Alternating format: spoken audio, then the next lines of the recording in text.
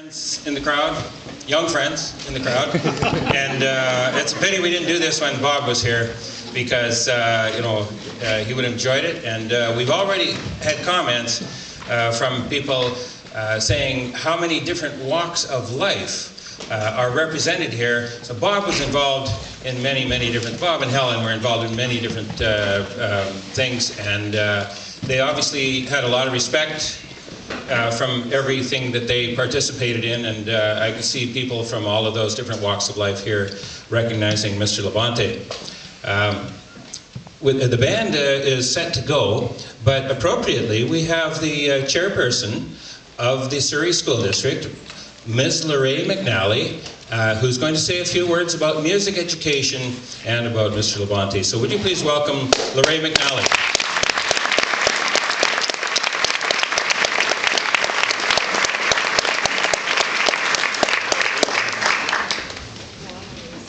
Oh, do you? Oh, okay.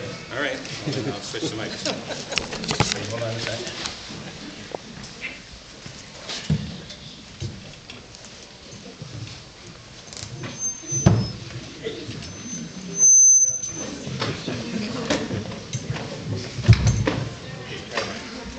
Can everybody hear me? No. Is that better? Yes. Okay. Well, first of all, it's a thrill to welcome all of you here this evening. As Kurt said, it's a little bit like a reunion in many respects, because there's so many familiar faces here. And what a wonderful turnout. Bob would have been absolutely thrilled to see so many people here this evening. It's a real pleasure for me to be able to say a few words of welcome to you. First of all, I want to tell you that Bob was a totally dedicated music educator. He personally lived and breathed music. But he also lived and breathed having students exposed to the joys of music and watching them excel as they mastered their instruments and got the opportunity to perform publicly. For many young people, their band classes were really what kept them in school. It gave them a reason to get up in the morning and make that trek to school. But you know, Bob was really more than just a teacher. He was a friend to the students that he taught.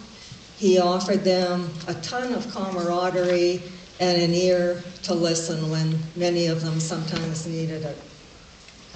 But he was also very passionate about educating adults about the importance of music education, and particularly school trustees. Many was the time that he came as a delegation to the board and spoke about the values of music education. He sought out parents and talked to them about the importance of their sons or daughters being enrolled in music. And he talked up music wherever he went. But he also had a rather unique ability to stay in touch with people, parents and students, after they had left the school system. I particularly want to say a few words to the mums and dads and the students that are here in the audience tonight. Mums and dads, you should be absolutely thrilled your sons and daughters are involved in music education and are receiving such quality instruction. There is just a ton of research that shows music education directly improves academic performance. Now, I have to tell you that music education may not turn your child into a professional musician. Chemistry and math classes do not turn out chemists or mathematicians on a regular basis. However, the fine arts are the 4th largest employer in Canada. But exposure to music education enhances everything from reading readiness to mathematics proficiency.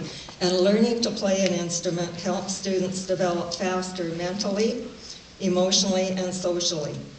It also enhances self-esteem, cooperation, self-confidence, a real sense of belonging, as well as fostering creative and personal expression. My late mom was very musical, and she often said to my sister and I, "Oh, algebra is just for a semester. Music is forever." And I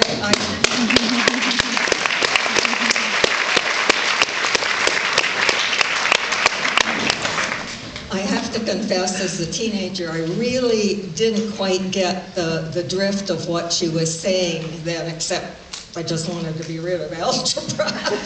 However, I've now watched many friends who played soccer or hockey as a hobby, and their knees or their hips have given out, and they have no other interests, and they're totally lost. One can enjoy music until they take their very last breath on this earth. I often have had the opportunity to travel as a chaperone with school bands, and I need to tell you that students that are involved in music are exceedingly well behaved, polite, and they are a true treat to be around. They're not the ones out in our communities indulging in graffiti and trouble in our neighborhoods. Why am I telling you this? Well, because every year school boards, as you know if you read the paper, struggle with their budgets. And we have many jurisdictions in this province that have lost their music programs. We've been fortunate here in Surrey, but not all districts have been so lucky. Inevitably, when school trustees sit to deal with their budgets, the first thing that seems to come up is, "Oh, we'll cut fine arts." You never hear them say they'll cut tech ed or language programs or such, and it just drives me crazy. So I want all of you to really pay attention to what is offered in your school districts that you come from. Ask questions, tell your elected officials how much you value music education and that it's important to you and your sons and daughters. While we're all aching at not having Bob with us any longer, we can certainly keep his dream alive by all of us recommitting to do whatever we can in our power to ensure music education survives and continues to grow and thrive, not only in our district, but throughout the province. That would make Bob very happy.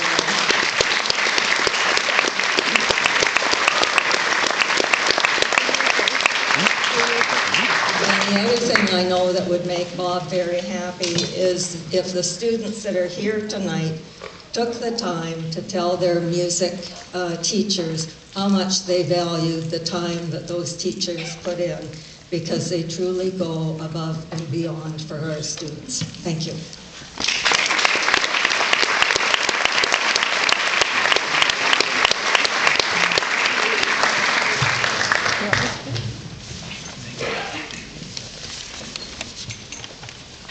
Okay, well, thank you very much for those words about music education and about how we music teachers and Mr. LaBonte in particular fit into the greater picture.